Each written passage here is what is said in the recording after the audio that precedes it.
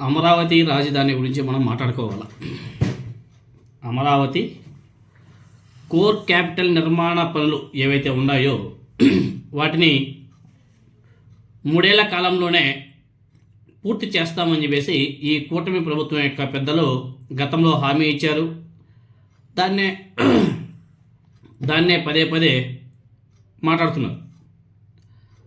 వాళ్ళు అలాంటి ప్రకటనలు చేసి కూడా ఆల్రెడీ ఐ థింక్ 1 year అయితే అయిపోయింది. కూటమి ప్రభుత్వం ఏర్పడిన తర్వాత 1 ఏడాది మొత్తం కూడా జంగిల్ క్లియరెన్స్ అనేసి మొదలుపెట్టారు. పనులు పునఃప్రారంభానికి కసరత్తు లాంటి పేపర్లతో కాలయాపన జరిగిపోయింది. తర్వాత 3 ఏళ్లలోగా కోర్ క్యాపిటల్ పూర్తవుతుందని చెప్పేసి ప్రకటనలు ఇచ్చారు. గట్టిగా అనేక సభల్లో మాట్లాడడం జరిగింది. వీళ్ళు ఏవైతే మీటింగ్ పెట్టుకుంటారో ఆ మీటింగ్లలో కూడా ఇవే పనులు ప్రారంభానికి శ్రీకారం కూడా చుట్టేశారు. కానీ మొన్న బడ్జెట్ కేటాయింపు మీరందరూ కూడా చూశారు కదా. ఆ బడ్జెట్ కేటాయింపులో ఒకసారి గమనిస్తే ప్రజలు ఆశిస్తున్న రీతిలో అమరావతి రాజధాని పూర్తి కావడం సాధ్యమేనా అనే అనుమానాలు కూడా వస్తున్నాయి. 3 ఏళ్ల వ్యవధిలో చేస్తామన్నటువంటి ప్రభుత్వ పెద్దలు కనీసం ఈ ప్రభుత్వ పదవీ కాలంలోగా, అంటే ఈ కూటమికి ప్రజలు ఇచ్చేటువంటి 5 సంవత్సరాల పదవీ కాలంలోగా కోర్ క్యాపిటల్ ఒక నిర్దిష్ట స్వరూపాన్ని ప్రజల ముందు చూపిస్తారా, లేకపోతే మళ్ళీ తమను గెలిపిస్తే తప్ప అమరావతి పూర్తి కాదు అనే రాజకీయ అస్త్రం కోసం ఈ పనులన్నింటిని కూడా అసంతృప్తిగా పూర్తి కాకుండానే వదిలేస్తారా అనే భయం కూడా కలుగుతుంది. ఎందుకంటే అమరావతి రాజధాని కోసం మొన్న ప్రవేశపెట్టినటువంటి బడ్జెట్లో కేవలం 6,000 కోట్ల రూపాయలు మాత్రమే కేటాయించారు. కేవలం 6,000 కోట్లు. అమరావతి రాజధానికి కేటాయించినటువంటి 6,000 కోట్లు ప్రభుత్వ సొమ్ము కాదు. సెల్ఫ్ సస్టైనబుల్ ప్రాజెక్ట్ అనేటువంటి అమరావతి నిర్మాణం కోసం తీసుకున్నటువంటి అప్పు సొమ్ముతోనే బడ్జెట్లో చూపించడం జరిగింది. రాష్ట్ర ప్రభుత్వం నుంచి కేటాయించినటువంటి డబ్బులు 1 రూపాయి కూడా కాదు. అది కూడా ఎవరో ఒకరు అప్పు రూపంలో డబ్బులు ఇస్తే తప్ప ఆ 6,000 కోట్ల డబ్బులు కూడా అమరావతి కోసం ఖర్చు పెట్టే పరిస్థితి కూటమి దగ్గర లేదు అన్నది చాలా స్పష్టంగా అర్థమైపోయింది. సో నిజానికి అమరావతి నిర్మాణం కోసం అంటే ఏదైతే వీళ్ళు బేసిక్ ఇన్ఫ్రాస్ట్రక్చర్ అనుకుంటున్నారో వాటికి 60,000 కోట్ల రూపాయలకు పైగా అవసరమైతే ఉంటుంది. సో 60,000 కోట్ల రూపాయలకు పైగా విలువైన పనులు ఆల్రెడీ ప్రారంభం కూడా అయిపోయాయి.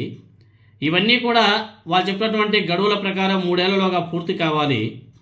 పనులు పూర్తి కావాల్సి ఉండగా అందులో కేవలం 10% అంటే 6,000 కోట్ల రూపాయలు మాత్రం ఈ వార్షిక బడ్జెట్లో చూపించడం చాలా సందేహాలను కూడా కలిగిస్తుంది అనేసి ప్రజలందరూ కూడా ఆలోచన చేస్తున్నారు.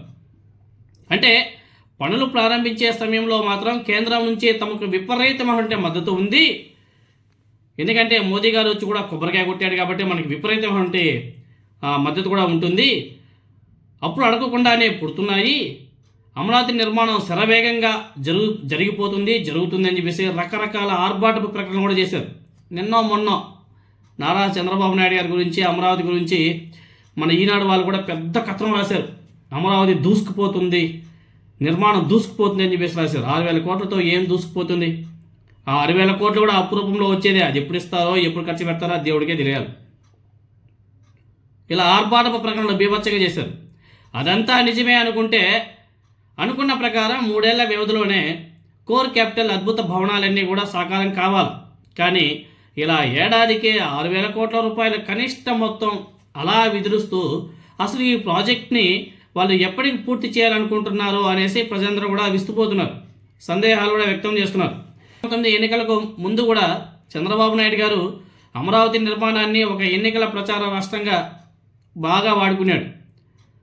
కనీసం కొన్ని భవంతులైనా పూర్తి చేయగల అవకాశం ఆయన చేతిలో ఉన్నప్పటికీ ఒక పని కూడా చేయకుండా తనను మళ్ళీ గెలిపిస్తే మాత్రమే అమరావతి రాజధాని అవుతుందని వేసి ప్రచారం చేసుకుంటూ ప్రజల్ని ఇరుకున పెట్టాడు. ఆనాడు అసహ్యించుకున్నటువంటి ప్రజలు ఓడించారు. కానీ ఇప్పుడు పరిస్థితి అది వేరు అనుకోండి. కానీ ప్రభుత్వం తీరు ఒకసారి బాగా గమనిస్తే సగానికి పైగా నిర్మాణాలను పూర్తి చేసి ఎన్నికలకు ముందు ఇవి కంప్లీట్ కావాలంటే మళ్ళీ మమ్మల్ని గెలిపించండి అనేసి ప్రజలను మళ్ళీ బ్లాక్మెయిల్ చేసే ఉద్దేశంలోనే ఈ కూటమి ప్రభుత్వం చంద్రబాబు నాయుడు గారు ఉన్నారా అంటే ఉన్నారు అనేసి అనిపిస్తుంది. నమ్మి గెలిపించాలంటే ప్రజలతో ఇలా చెలగాటం ఆడడం నారా చంద్రబాబు నాయుడు గారికి మంచిది కాదు, ఆయనకేం కొత్త ఏం కాదు. ఎందుకంటే మొన్న కూడా జాడా శ్రవణ్ కుమార్ గారు ఏదో ఇంటర్వ్యూలో చెప్పాడు, చంద్రబాబు నాయుడు గారు అమరావతిని మళ్ళీ అసంపూర్తిగా పెడతాడు, దీన్నే మళ్ళీ రాజకీయ అస్త్రంగా మార్చుకుంటాడు, మనం వస్తేనే మళ్ళీ ఇది పూర్తవుతుందని చెప్పేసి మళ్ళీ జనాలను కూడా మభ్యపెట్టేలా నమ్మించేలా చేస్తాడు. అదొకటి. తర్వాత ఈ లడ్డూ వ్యవహారాన్ని రెండింటిని బాగా హైలైట్ చేసుకుంటూ రాబోయే ఎన్నికల్లో కూడా కూటమి ప్రభుత్వం, కూటమి నాయకులు ఈ రెండింటిని బాగా అస్త్రాలుగా చేసుకొని ముందుకు వెళ్తారు. వాటి కోసమే గ్రౌండ్ కూడా ప్రిపేర్ చేసుకుంటున్నారు అని చెప్పేసి ఆయన కూడా చెప్పాడు. సో ఇంకా ప్రజలే ఆలోచన చేసుకోవాలా పరిస్థితి